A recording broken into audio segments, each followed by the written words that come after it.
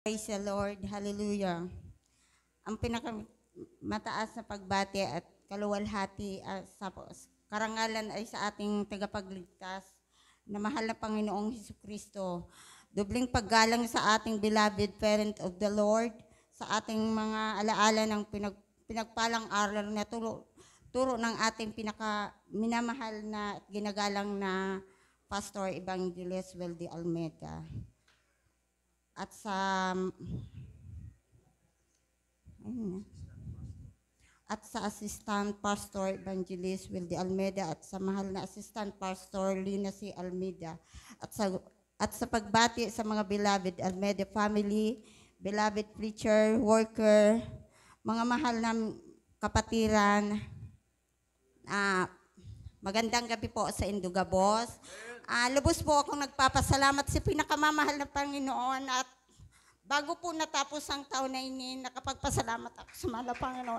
Kung unang-una po, nagpapasalamat ako sa mahal na Panginoon. Kung hindi po aram, 30 years siguro mahigit na nawalay ako sa mahal na Panginoon. Pero talagang, sabi ko nga, ayaw pala imposible sa mahal na Panginoon. Sobra-sobrang pagpapala ang ibinibigay sa kuya ang mahal na Panginoon. Dawa po ako sa kuyang bilabid ako na puro problema ang pagtatao. Pero sa kahabagan po ang mahal na Panginoon sa mga oras na ini, sobrang-sobra pong pagpapala na di ko maisip-isip. Inot-inot na po ang pinapasalamatan ko, ang panumbalik ko sa pinakamamahal ng Panginoon na dahil ko po talaga sukat akalain na sabi da pa nga ni Kaan, talagang ang mahal na Panginoon kong minagibong paagi. Dahil ko maisip-isip, kaya ako po how many years na sobra ang pagsisikap ko para sa sakuya, para sa pamilya ko. Ang huna ko halos ang payo ko ano ko sa negosyo, gabos ginigibo ko ang paagi para magkaugwa ako. Pero di inalugod ang mahal na Panginoon. Halos na pagsisikap ko, halos ibinababa kang mahal na Panginoon. Simula kang ako nanumbalik sa pinakamamahal na Panginoon, ang inot kong hinali sa kuya ang more or less 300,000 na utang ko. Kaya po talaga siguro duman itong isip ko duman ako naging panatag kasi di na ko gayo stress. Ang paghuna ninda ako okay na ako, pero ang isip ko saka ang puso ko talagang grabing maray ang sakit na pigmamati ko. Sabi ko nga ni sarong aldaw garuna kong mabua, garuna kong magkurahaw. Pero talaga ang mahal na Panginoon dahil nalulugod kasi sabi ko sobrang pagpapasalamat ko sa mahal na Panginoon ta talagang dahil niya ako pigpapabayaan. Sarong bisis po ang dahil ko po malingawan. Hali po ako idining Domingo po ito last month. Si Agong po 11 days na dahil siya nag-uli. Pagluwas ko po lang diyan sa luwasan, nakasabatan ko na si Aki ko. Sabi niya, "Mama, si Papa, nyaon sa si Roma, burat." Sabi ko, "Nak, ano maray?" Sabi niya, "Susugon ta si Papa. Kumuha ka ning sarong para motor, siya ang magsuso, kamunduwa." Iday siya po nakakua. Sabi ko, ako na lang.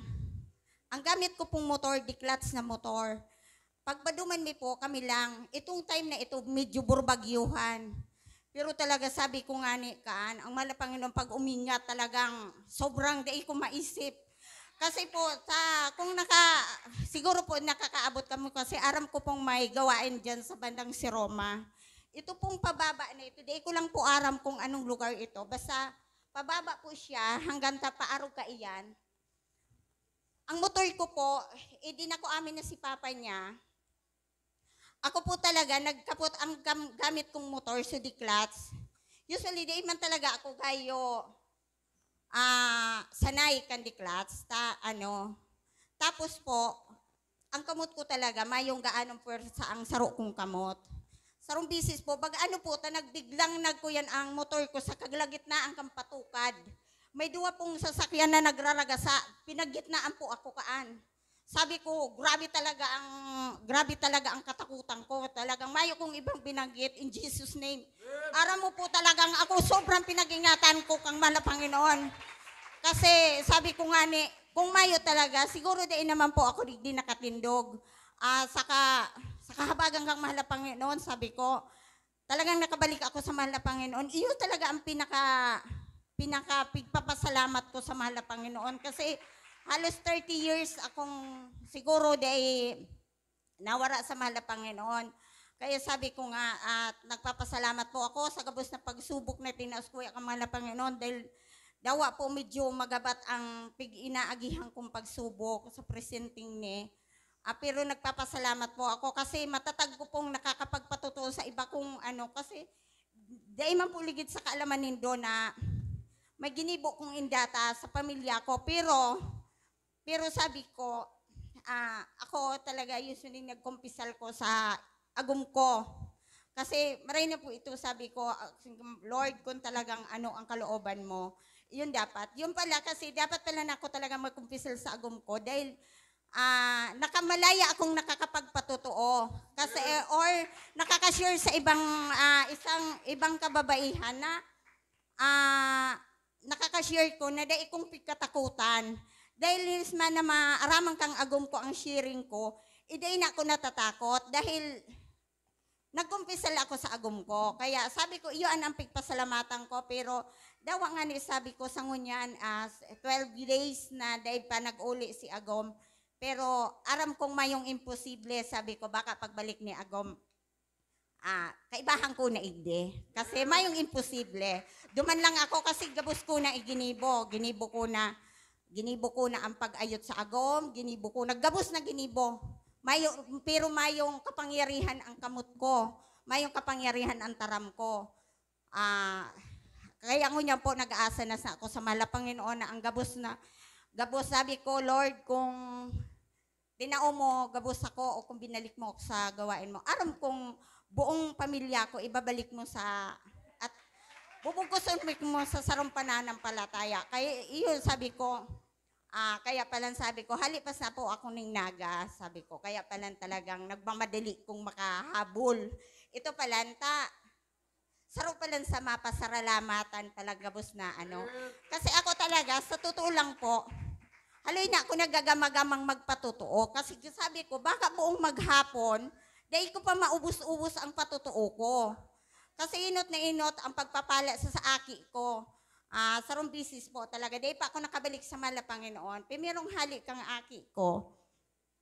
Sabi ko nga ni Kaan, baga man sabi ko, ako talaga pag Middle East, sabi ko, dahil ka habuk ko. Kasi duwa-duwak mo. Habuk kong, dahil pwede na may mawara sa Indo.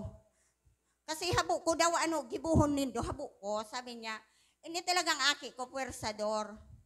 Aram mo kang pisyak palargana, pinahiling niya sa kuya ini ang magiging among ko.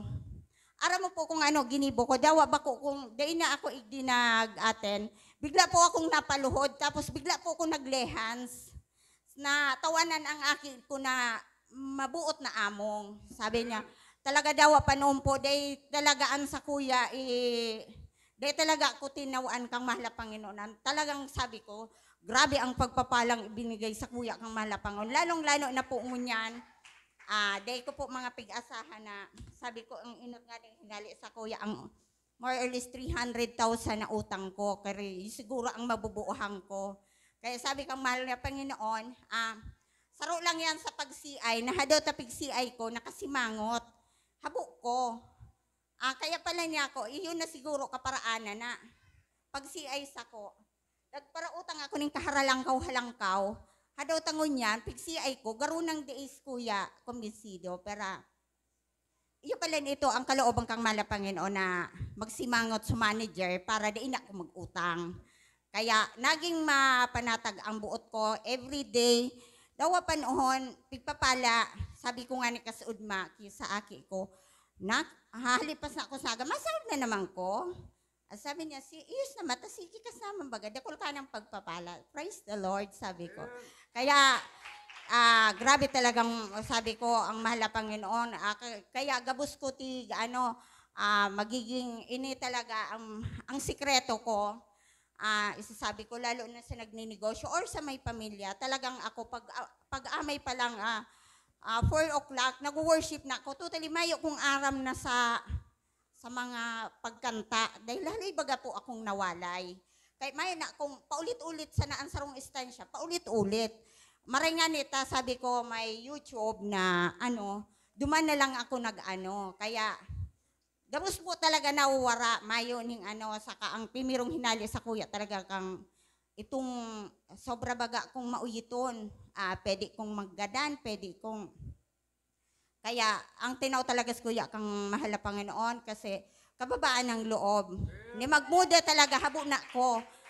Hindi ko nga ni aram, kaya sabi ko, kaya inyong mga kataraning ko, minsan, nangangalasinda sa kuya, dahil hindi ako nagmumuda, banga ang muda ko, kung nagibong hagyan, baga sa inang hagyan ang pig-abutan, o kung pira ng hagyan ang nagibo ko. Kaya sabi ko, ngunyan talaga niya ako, kaya minsan, sabi ko nga ni Kiagom, sabi ko, anong man ang mangyari, ngaon ako sa imo. Kung ako nagkasala man, aram ko hindi mo ako pababayaan. Sabi ko, nananalig ko sa mahal na Panginoon. Kaya sabi ko, ang mahal na Panginoon, aram ko ang magibong giya na naman. Kasi may imposible siya, may imposible saan, may imposible.